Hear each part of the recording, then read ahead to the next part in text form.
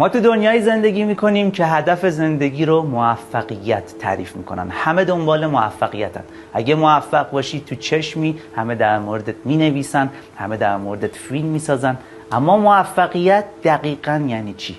در دنیای مدرن موفق کسیه که ثروت یا شهرت زیادی داره و این تعریف آغاز تمام گرفتاری های بشر امروزه. چون این یعنی اگه تو ثروت یا شهرت زیادی نداری موفق نیستی و یه آدم معمولی حساب میشی. و بزرگترین خشونتی که دنیای مدرن علیه انسان به راه انداخته اینه که مدام به آدم‌ها القا میکنه که معمولی بودن یعنی بی‌ارزشی.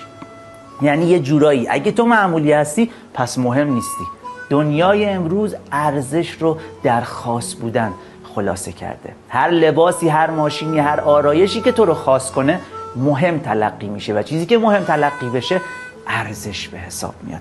اما من تعریف موفقیت دنیای مدرن رو قبول ندارم.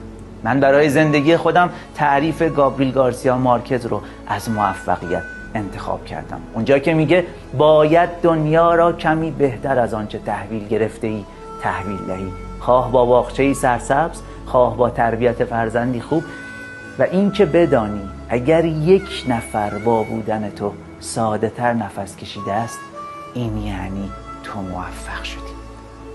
اگه همسر و بچه‌هات با وجود تو شبها راحت تر میخوابن این یعنی تو موفقی، هرچند یک کارگر روزمزد باشی. با همین تعریف همین مادران دانشگاه نرفته خونه‌دار که جامعه جدی نمیگیردشون در رأس موفق ترین آدم‌های جهان قرار میگیرن، چون بخش زیادی از راحت نفس کشیدن‌های ما به خاطر حضور نامحسوس اونها در خونه است. جمعه ها لباس‌های کثیف داخل سبد حمام ریخته میشه، 3 روز بعد تمام اون لباس‌ها اتو کرده روی آویز کمد. سبد خرید از فروشگاه وارد خونه میشه، 1 ساعت بعد تمام نخود و لوبیاها سر جای خودشون داخل کابینتن. کاشی‌های دستشویی و حمام هر ماه 1 بار 1 دفعه سفیدتر میشن. جوراب‌های سوراخ خودشون دوخته میشن یا گرد و غبارا خودشون تصمیم میگیرن خونه رو ترک کنن.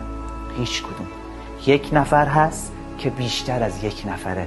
1 نفر که با وجودش ما خیلی خیلی داریم راحت‌تر نفس میکشیم.